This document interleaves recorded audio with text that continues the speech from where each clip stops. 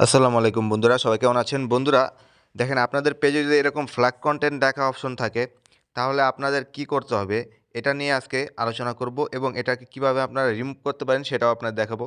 তবে তার আগে আপনাদের জানতে হবে যে এই ফ্ল্যাগ কন্টেন্ট এই জিনিসটা কেন আসে। এই জিনিসটা আপনাদের আগে জানতে হবে, তাহলে আপনারা এটা সহজে রিমুভ করতে পারবেন এবং এর মাধ্যমে আপনাদের পরে আর কোনো ফ্ল্যাগ কন্টেন্ট না আসার সম্ভাবনা থাকবে। দেখুন, আপনার ভিডিওতে যদি আপনি এমন কোনো কিছু দেখান, যেমন একটি গাড়ি রানিং অবস্থায় আছে এবং আপনি ওইখানে যদি নাম্বার প্লেট শো হয়ে যায়, সেক্ষেত্রে কিন্তু আপনার ফ্ল্যাগ কন্টেন্ট আসতে পারে।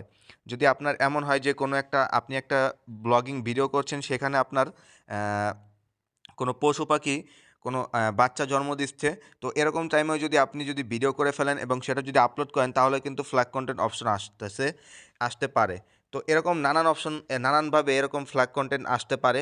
তো যাই হোক, ফ্ল্যাগ কন্টেন্ট আপনাদের এটা রিমুভ করতে হলে আপনাদের চলে যেতে হবে আপনাদের ফেসবুক পেজে। দেখুন, আমি কিন্তু আমার ফেসবুক পেজে চলে এসেছি।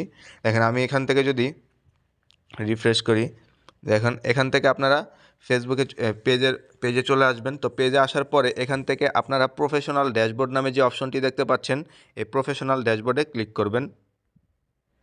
তো এখানে ক্লিক করার পরে এখান থেকে আপনারা একটু নিচের দিকে স্ক্রল করে যাবেন।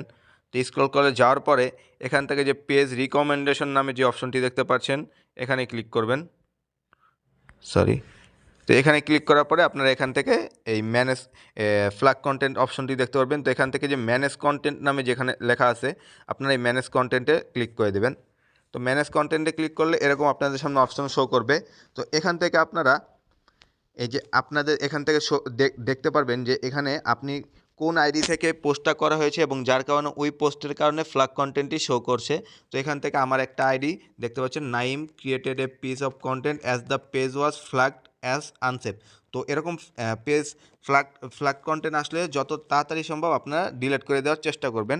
তো এখান থেকে আপনাদের ডিলিট করতে হলে এই যে এখানে যে তীর আইকনটি আছে, তো এখানে ক্লিক করবেন।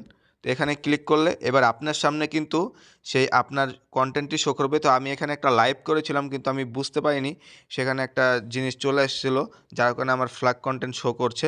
তো যাই হোক, এবার আপনার এখান থেকে নিচের দিকে দেখতে পাচ্ছেন টেক অ্যাকশন নামে যে অপশনটি দেখতে পাচ্ছেন, তো এখানে ক্লিক করবেন।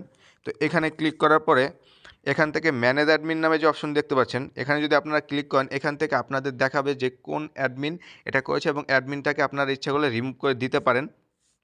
আর তা না হলে আপনারা এখান থেকে টেক অপশনে ক্লিক করবেন এবং এখান থেকে ডিলেট পোস্টে ক্লিক করবেন এবং দেখেন এখান থেকে ডিলেট নামে যে অপশনটি দেখতে পাচ্ছেন, দেখুন আমি ডিলেট করে দিচ্ছি। তো এখানে ডিলেট করে দিলাম। তো এবার যদি আমরা রিফ্রেশ করি এবং আমরা যদি আবার একটু পেজে আমরা ফিরে যাই, দেখতে পাচ্ছেন এখান থেকে আমি একটু পেজে যাব।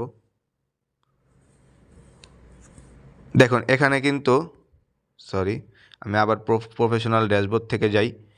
তো প্রফেশনাল ড্যাশবোর্ডে আমি ক্লিক করলাম। এবার আমি যদি একটু নিচের দিকে যাই এবং পেজ রিকমেন্ডেশনে ক্লিক করি, দেখতে পাচ্ছেন এখানে কিন্তু কোনো ফ্ল্যাগ কন্টেন্ট নেই।